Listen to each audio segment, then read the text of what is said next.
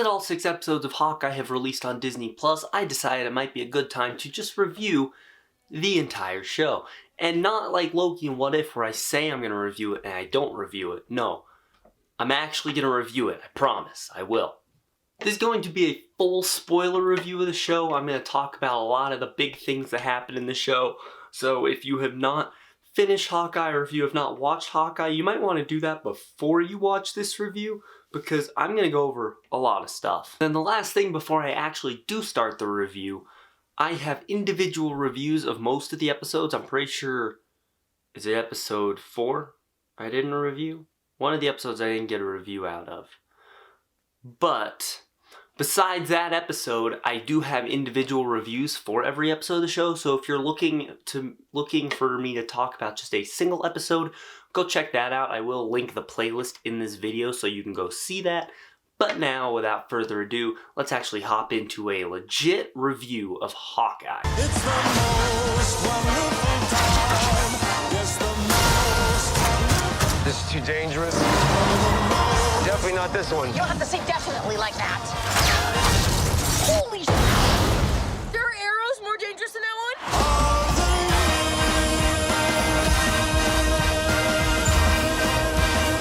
Kate Bishop, a skilled archer whose overconfidence can cloud her judgment, lands in the middle of a criminal conspiracy. Meanwhile, Clint Barton's much-needed trip to New York City with his kids is interrupted when a painful part of his past resurfaces. It's just a matter of time until their paths cross, forcing Hawkeye out of retirement. That was the official Disney Plus summary of the show. I didn't write that. Hawkeye is a series I was really looking forward to. I always liked this character even before it was cool. He was my favorite Avenger in Endgame, oddly enough. And so when it was announced that he would be getting his own series, I was very interested to see what they do. And then I saw that it was going to introduce Kate Bishop, and it was going to be based on the Matt Fraction run of the character, which is a comic I haven't read, but I've heard is amazing, the best Hawkeye storyline out there. And then we saw the set photos and it looked more street level, which is really what I was hoping for. And then I saw the trailer and they were going for this really Christmassy vibe and it looked really interesting. And all that culminated in me being very, very excited for this show. Then the show was released and I liked it. It's worth noting that this show had a lot to live up to. 2021 was a massive year for Marvel. I mean, we kicked it off with Wanda Maximoff enslaving an entire town and this mystery and intrigue and a lot of heart and emotion packed into that. And then Falcon the Winter Soldier, while definitely not as heavy as some of the other stories, had a lot of real life themes and messages it was trying to convey. And then we get Loki breaking a hole through the multiverse and really getting kind of philosophical. Black Widow has this whole thing about human trafficking and taking women's bodies away from them, something it didn't do very well because they made it into a joke, but that was the point of it nonetheless. And then Shang-Chi was this massive, like, epic story with these superpowered rings and dragons and fantasy and all that. And then Eternals, I mean, that was kind of the apocalypse. And then Spider-Man was this multiversal war, basically. And then Hawkeye comes in, and it's just this small street-level show about 2 archers. And it's basically just a street war. The show wasn't trying to be huge, but coming off a year of stuff that was huge, it had a lot to live up to. I am going to go episode by episode a bit later in the video, but I do want to start out by just addressing certain things with the show as a whole, including a certain casting choice this show makes for Hailee Steinfeld as Kate Bishop. This is a casting choice that is up there with Robert Downey Jr. as Iron Man and Ryan Reynolds as Deadpool. This was a perfect casting decision, and even though I haven't read the comic, I know enough about Kate Bishop and I've kind of looked into it enough to know that Hailee Steinfeld would be perfect for this role. And it's funny because Marvel's pretty much confirmed that they never even considered anyone else to play Kate Bishop. Of course she does amazing in the role. She's Hailee Steinfeld. And her character is this wannabe superhero who has idolized Hawkeye for 12 years of her life. So when she meets him and gets to partner with him, obviously she's gonna fangirl. And I was kind of worried that they might go this route where she would be an annoying character, but they ended up pulling this thing off where Kate Bishop is a character who annoys Clint Barton, but she doesn't annoy the audience. And thank God they pulled that off, because if the audience thought Kate Bishop was annoying, this entire show would fail. And to see Jeremy Renner get to take a leading role is such a breath of fresh air, because he has been sidelined ever since the first Avengers movie, and in this, he finally gets some really cool stuff to do. He gets some great character work, and it really gets to show off just how good of an actor Jeremy Renner actually is. And seeing more of Ronan, and what made him so terrifying, and basically why he was able to have this grip on the criminal underworld for years, is something I didn't think I would get to see outside of Avengers Endgame. And I am so glad they gave me more Ronan. Even though it wasn't all Ronan all the time, just the hints to Ronan, the lines about Ronan, the flashbacks to Ronan. It was so cool that I honestly want a spin-off series that was just about his time during the blip. Just the adventures of Ronan, and it's just an anthology, and every episode he's going after someone different. That would be awesome. And the show not only has two great leads, but it also has a great batch of supporting characters. Vera Farmiga brilliantly plays Kate's mom Eleanor, and brings this sense of both like motherly warmth, but also mystery to her, which is something cool, and Vera Farmiga played that really well. And then Kate's soon-to-be stepdad is played by Tony Dalton. His name is Jack Duquesne, also known as the Swordsman, who is just super charming, and I do have a few things to say about what they did with Swordsman's character, but I just gotta say, like, it's so cool to have a mustache-twirling good guy for once. But yeah, Swordsman's storyline was not my favorite storyline of the show, and I was really disappointed by the fact that the only time we got to see him use a sword, not in the fencing match, but like the only time we got to see him legitimately use a sword in a fight was for like 5 seconds before it moved off screen. This is a character named Swordsman. And we saw like 7 seconds of sword total from him. So that was disappointing.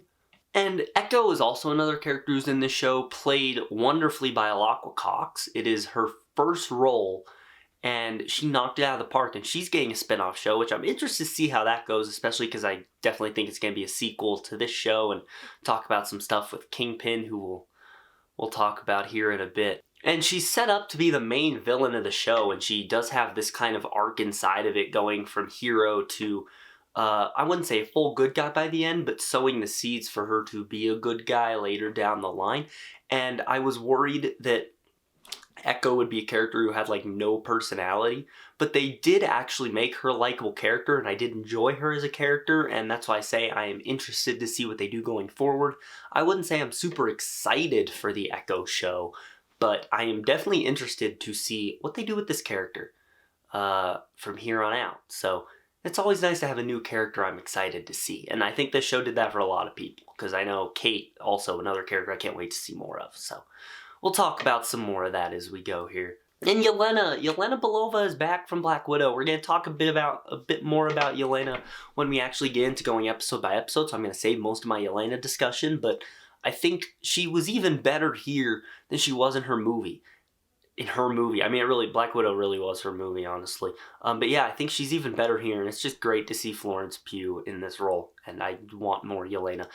But the biggest surprise character of this show was, of course, Kingpin, played by Vincent D'Onofrio. We got to see Matt Murdock in Spider-Man, and we got to see Vincent D'Onofrio as Kingpin in Hawkeye around the same time, and I don't think that's a coincidence. I think they definitely have plans for that entire universe going forward, especially because Echo is a character closely related to Kingpin and Daredevil.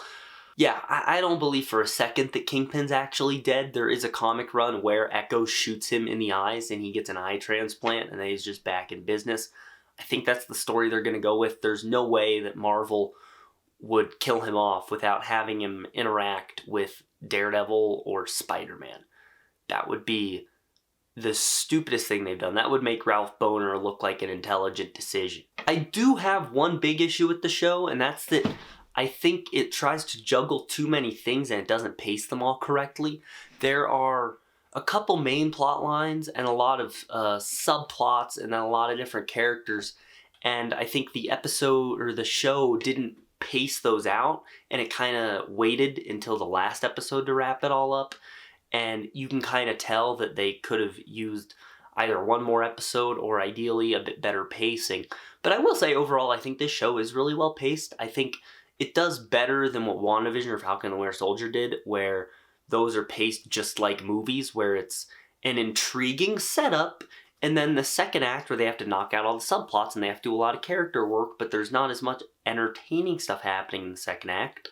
And then the third act is just a massive CGI battle with all the payoff. You can tell Hawkeye's not really paced like that. It's pretty consistently paced, which is nice. It goes the Loki route instead of the WandaVision or Falcon. The Falcon the Winter Soldier does it the worst, actually, I would say.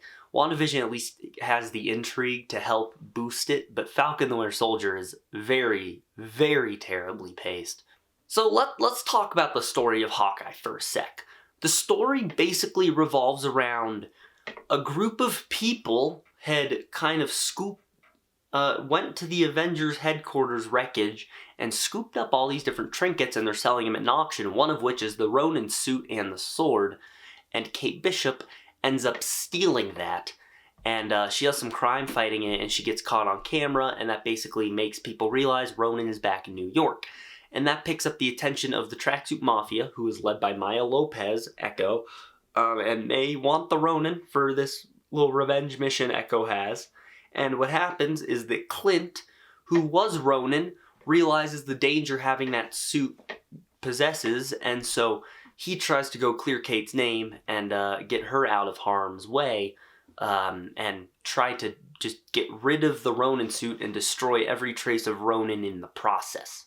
And then on top of that, both of Kate Bishop's parents, her mom and her soon-to-be stepdad, are both pretty sus, and Kate's on to her stepdad, although that was just a big red herring, and Clint's helping out, but then also Clint also has this little personal connection to the plot, not just in the way of Ronin, but in the way that there was a watch that belonged to his wife that was being sold at that auction, and Clint needed it back. There's a lot, there's some more subplots and some more twists and turns going on in there, but for the most part, those are your main plot lines of the show. And like I said, smaller scale story, and I really appreciate that. Now that I've covered that, I think this is probably the best time to go episode by episode and sort of break this show down. Now, as I mentioned, I do have individual reviews, so go check that out if you want a more in-depth discussion on each episode. This is just going to be certain highlights and little certain things I want to mention related to the show or the certain episode. It's just going to be short recaps as opposed to a giant thing. So go check out that playlist if you want something more in-depth.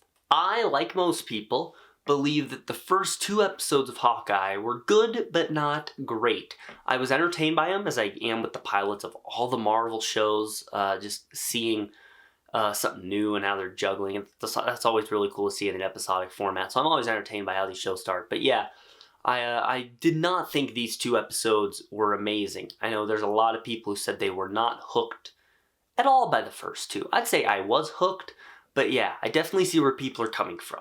I think it had a good introduction to Kate's character. It had a fine introduction to the plot lines of the show. But in terms of negatives, I think the action, when it was there, wasn't great. I get they were trying to go for more of a realistic feel to it, but there was just something that was missing. I think part of the problem is that I was watching Daredevil Season 3 concurrently with Hawkeye. And so one of those shows has some of the best choreography and the best action sequences like ever in a comic book property, and then the other one's Hawkeye. So I might have been let down because I was getting my hopes up from watching Daredevil. And I also, like most people, think episode 3 is where the show picked up. Episode 3 is what really sold me on the concept of the show and really got me excited to see more. It starts out with this very mediocre fight in this like warehouse, but then when it spills out onto the streets and we get this car chase that's a oneer of Kate trying to try out all these different trick arrows, and they're trying to escape the tracksuits, and there's this chase through New York. That was entertaining. And I do have to mention here, my favorite episodes of this show were the ones directed by the duo Bert and Bertie. I loved what they did, and if they do a season 2 of Hawkeye, I want Bert and Birdie involved. They did episode 3, they also did episode 4, they did some of my favorite stuff of the show was by Bert and Birdie, and I want to see more of their work. Yeah, it's like Kate shoots like a putty arrow, and then there's like a little smoke arrow, and then she blows up a car, and then there's like this grapple thing that attaches to a bunch of Christmas trees and pulls them all to this car, and then of course Clint shoots the Pym arrow that enlarges a normal arrow and drops onto this truck. And then they jump off a bridge and shoot a grappling hook onto it, and then leap onto a train, and then use the plunger arrow to attach themselves to the train. That's what I was looking forward to in this show. It was so fun to see. It was so thrilling. What they do with the bow and arrows and the trick arrows. I want more of that. And that's why I want more Hawkeye. In episode 3, it did have a good... It wasn't all action. It had pretty good story elements in there of Clint refusing to be a role model, and the audience knows why, but Kate doesn't know why yet. And some of that character work is just great. And it's when you get Jeremy Renner and Haley Steinfeld and you just give the two of them a bunch of stuff to work with, you're going to get 2 great performances. And the two of them throughout the show are just so consistently amazing. And then moving on to episode 4, this is where I realized something. Hawkeye is one of those shows that gets better every episode. Episode 2 is better than episode 1, episode 3 was better than episode 2, and episode 4 is better than episode 3. And the thing I really want to talk about in episode 4 is the return of Florence Pugh as Yelena Belova. She doesn't fully come in until episode 5, but they do unmask her, and they do give a very short, brief introduction and a fight scene in episode 4. And I believe that including Yelena Belova on the show is the single smartest decision they could have made. I say that not because of how great of a character Yelena is, but instead of what her character can bring to the table. Because Clint lost someone he loves. He lost Natasha, someone he considered family. And he is still reeling from that and feeling the regret and the remorse from that. And he doesn't really know how to grapple with it. And then you have Yelena come in, who lost her sister. And so even though she has this vendetta against Clint, the two of them can work off each other so well and help each other's respective stories. And it's what led to the best scene on the show, which I'll get to when we talk about episode 6. It was such a perfect creative decision to put Yelena in the show. I thought she would be there as fan service and crowding the story, but no, she actually elevated it that much more. And I'm so glad the writers pushed to put her in. I cannot imagine this show if Yelena was not in it. I do not think it would be as good. And yes, as I mentioned, episode 4 was merely the teaser, but episode 5 is where Yelena really came into the fold. We got to see some flashbacks. She got her own story. By the way, seeing the snap from the perspective of someone who was snapped is utterly terrifying. Yeah, we got to see her interact with Kate. She got to do some investigating. She got to have a bit of an arc in there. Episode 5, Yelena basically stole the show. And the show peaked for me with this episode. And I think my favorite parts of it are when you have Clint and Maya. What they do with those two characters in episode 5 is perfect. You have Clint really gets to deal with Natasha's death in this one, and he gets to deal with his past and the mistakes he made, and we get to see him don the Ronin suit once again, and that's when you get to see just why people were so terrified of him, because he's a terrifying dude in the Ronin suit. And a couple weeks before episode 5 released, one of the producers, I believe, said that episode 5 was going to break the internet. And it was rumored for a long time that we would see Kingpin in this show. And for a while I was kind of doubting it, but there were a lot of nods towards the big guy. And there was a guy that sounded a lot like Vincent D'Onofrio. And so I was like, is he going to be in episode 5? And then by the end of it, I was losing hope. I was like, yeah, I don't think we're going to see him in this episode. But then Kate gets a text from Yelena and shows it to Clint and says, "Who's this with my mom?" And on the screen, just in plain sight, it is Vincent D'Onofrio's Wilson Fisk. And yeah, that pretty much broke the internet. So it's so cool that Kingpin is now undeniably, undoubtedly in the MCU. And the fact that we'll get the chance to see him interact with Spider-Man hopefully at some point, Daredevil again, he has the potential to be like a big bad. And I can't wait to see more of him because Vincent D'Onofrio loves playing him. So just keep giving him stuff to do. And that brings us to the finale of Hawkeye. And this show pulled a WandaVision. Now, if you've been watching me for a little bit here, you'll probably know what it means to pull a WandaVision. If you haven't, pulling a WandaVision essentially means that you have this good to great content that is thrilling for all of its episodes, and then it completely fumbles the finale. And this is something Disney Plus is no stranger to. A lot of people love the finale of Hawkeye. I wish I was one of those people. For me, the finale of this show makes a lot of decisions I wasn't a fan of, but unlike WandaVision, it doesn't actively irritate me and kind of cast a shadow over the whole show. I rewatched WandaVision a few months back, and you can tell, like, when they start teasing Ralph and what's happening inside of Westview, and you're sitting there, and then it hits you what they did in the finale, I was immediately disappointed. And I was on, like, third episode of the show. But Hawkeye, it doesn't do that. It doesn't, like, actively annoy me or bring the show down. It just makes some questionable decisions in my book. As I mentioned, they did not pace out these plot lines correctly, and they feel super rushed to a conclusion in this episode. Kingpin, also, they don't add anything to Kingpin on top of the reveal that, hey, it's Kingpin. It feels like they were banking on it being Vincent D'Onofrio, that they forgot to make him interesting. I did not feel any of the terror you're supposed to feel from Kingpin. In Daredevil, whenever Kingpin entered a room, I was afraid for everyone in the scene. Even if they were Wilson Fisk's allies, I was afraid for everyone in the scene. The moment I saw him bash a dude's head in with a car door, he became the most terrifying character ever. Now, obviously, Disney Plus is not going to have him decapitate someone with a car door, but I was at least hoping that there would be some sort of presence to him where I was scared. In the opening scene, when he was talking with Eleanor, I wasn't afraid. When he was talking with Kazi and Maya, I wasn't afraid. When he was fighting Kate Bishop, I was not afraid at any point. It was not the Wilson Fisk I know. I do, however, like the change they made to him, that he is insanely durable. In the Daredevil show, he's tough, but he can go down. Matt can take him out. In this, Kate shoots him with an arrow, and he just shrugs it off like it's nothing.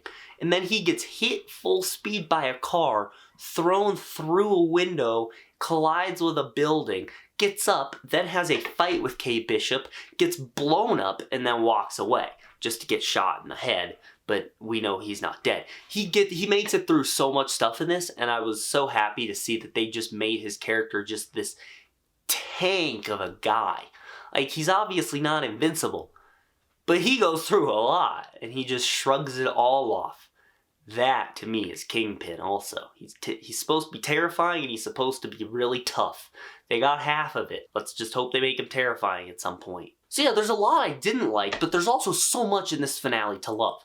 I criticized the action, but any fight with Yelena Belova is amazing. The fight in the building between Kate and Yelena, I like, and then the fight on the ice with Clint and Yelena, I love. But I love that more for what happens after the fight, kind of the closure on Natasha and her story. Like that scene between Yelena and Clint just talking about Natasha is the best scene in the show, objectively, and they could not have wrapped that plot line up in a better way.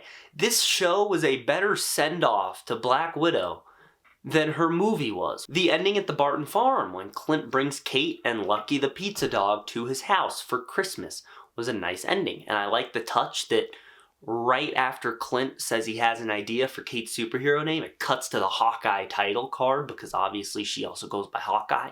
And I want to address the Mockingbird twist at the end. So, basically, this watch that Clint gets for Laura has a S.H.I.E.L.D. logo and the number 19 on the back. Now, S.H.I.E.L.D. Agent 19 is Mockingbird. And so the episode implies that Laura Barton was at one point a S.H.I.E.L.D. agent, and she was the MCU's Mockingbird. So when Tony Stark says she's an agent of some kind, he wasn't really lying. And Agents of S.H.I.E.L.D., immediately started trending after this episode came out because there is a different Mockingbird in that show who looks a lot less like Linda Cardellini and a lot more like Adrian Palicki. So people have all kinds of theories that the mantle was passed down, or Laura trained Bobby Morse, or all kinds of things. And, you know, I respectfully disagree with all these theories. And now we're at the part of the video that people are not going to like. A channel called MCUHQ should probably consider everything canon. But I'm just going to come out and say it. I love Agents of S.H.I.E.L.D. I love Daredevil. I love Punisher. I like most of the Netflix stuff. I like Agent Carter. And any of the other shows I didn't mention, I couldn't give a rat's ass about. So with all that said, I don't think any of these shows are canon. I think they started out with the intention of being, but as Marvel went through its shift and they started to fold Marvel TV and they promoted Feige and gave him a new boss and all that, and the separation of powers was not as massive, I think they just started writing all these shows out of continuity. Ming-Na Wen has even said that Agents of S.H.I.E.L.D. started out as something supposed to be in the MCU, and as they went on, it just became its own thing. So even the actors mostly think this. And I know Vincent D'Onofrio has went on record saying that he believes this Kingpin is the same one from Daredevil. I feel like a lot of people took that quote and just took the believes out of it and just said he is. Point is, I think Vincent D'Onofrio, Charlie Cox, Jarvis in Endgame, it's the same actors playing a different version of the same character. They kept Charlie Cox around because they love him as Matt Murdock. But at no point is the MCU ever gonna mention the time that Matt Murdock and Wilson Fisk had years worth of history and they beat the piss out of each other in a penthouse on Kingpin's wedding, and the Kingpin decapitates on the corridor, and that Phil Coulson is actually alive out there somewhere in the cosmos, and Daisy Johnson is like time traveling and banging Agent Carter's boyfriend. I haven't seen Agents of S.H.I.E.L.D. Season 7. I just think that's what happens. I don't know. But I don't think any of these shows are canon, so I don't think Laura Barton was the original Mockingbird and Bobby Morse is the new Mockingbird. I think Laura Barton is the one and only Mockingbird. But that's just my take. Until proven otherwise, that's what I'm sticking with. Oh! The post-credit scene. That's a controversial one. But here's my take on the post-credit scene. All over the trailers, people are saying how much they would love to see a full-length version of Rogers the Musical. So Marvel gave us a full-length version of Rogers the Musical. Why the hell are all of you complaining? They gave you what you wanted. But that's really all I want to say about Hawkeye. Again, nothing in depth, just general overviews of my thoughts on basically everything in the show. I really enjoyed it. I think it did right by a character that has not been done any sort of justice in the last decade that we've seen him. And I would love to see more Clint Barton coming out of this show. We're obviously going to see more Kate Bishop. We're obviously going to see more Echo and Kingpin, maybe Swordsman, I don't know. But I really hope we also do get some more Clint Barton, as long as it's a compelling story. I just don't want them to milk the success of this and the reception of it for all it's worth and just put Clint Barton everywhere. Let him rest of its time, but if there's a compelling story they can tell with Clint Barton, give me more Clint Barton. I am here for it. I'm not going to grade Hawkeye. It is harder to grade shows. I agree with the people who say that, so I'm not going to grade it. But I did thoroughly enjoy this show. I'll rewatch it at some point here, probably pretty soon. And I think, since we're done with 2021, I think Moon Knight is the next show releasing. That's badass. But there you have it, guys. That's my review of Hawkeye. What did you think of the show as well as my review of it? Let me know all of that down in the comments below. Feel free to drop spoilers. This was a spoiler review. Also, leave a like on this video, subscribe, click on the bell icon to receive all notifications from the MCUHQ. That's going to be it. Have a great day, guys.